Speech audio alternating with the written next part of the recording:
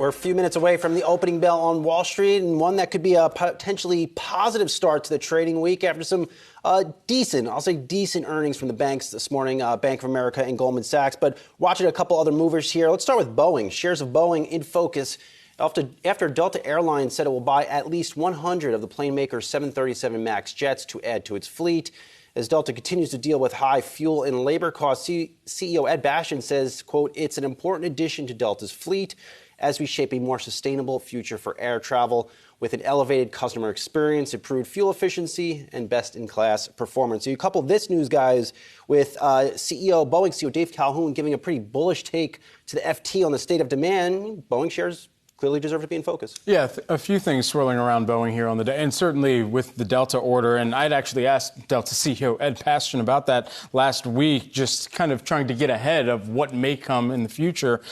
Clearly that being announced, but they were really focused on the Airbus 321neos, having over 150 of those aircrafts on the way already, taking some of that order already in this most recent quarter. So you combine that with the Boeing 737 MAX, and they're really going to be looking for this fuel efficiency, improvement in customer amenity and satisfaction is what, of course, the executive team would lean into. But I think it really just comes down to how they're going to also use the future of these aircrafts in some of their pilot negotiations as well, really trying to unlock that pipeline also. The backdrop for all of this, by the way, is the Paris Air Show, right? And that is always a big blockbuster. It's the first time it's being held, by the way, since 2019.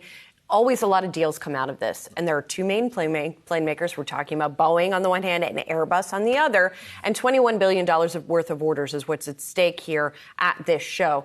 A lot of the orders tend to get signed kind of going into it, but there is some jockeying and deal making that's made at the show. And, you know, these two are just in consistent and constant competition for this stuff. Obviously, Boeing's been on the back foot the past few years, so it is trying to push forward and get some of these deals signed. So we'll have to see what ends up coming out of the air show when all is said and done. But I think we mentioned sustainability in that quote from Bastian, and that's definitely a big topic there, especially since where they're gathering is the subject, as is so much of the globe, of a heat wave right now. Right. So that sustainability of all of these big new planes is very much on their minds. And I'll add this too. Look, if Delta thought there was going to be a recession or a deep recession, they're not out here ordering 100 planes.